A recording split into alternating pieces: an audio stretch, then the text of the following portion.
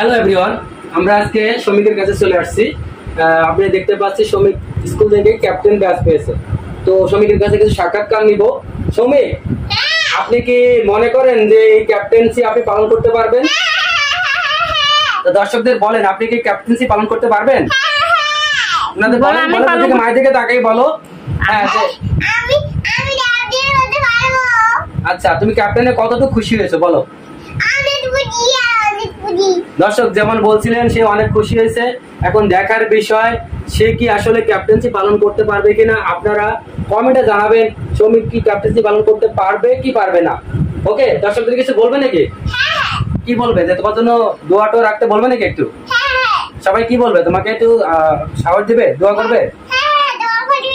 আচ্ছা ঠিক আছে ভাই। তো সবাই আবারও বলছি, এই শ্রমিক ক্যাপ্টেন্সি পালন করতে পারবে কিনা আপনারা মতামত দিবেন, ও কতটুকু পারবে। সবাই জন্য দোয়া ভালোবাসা রাখবেন।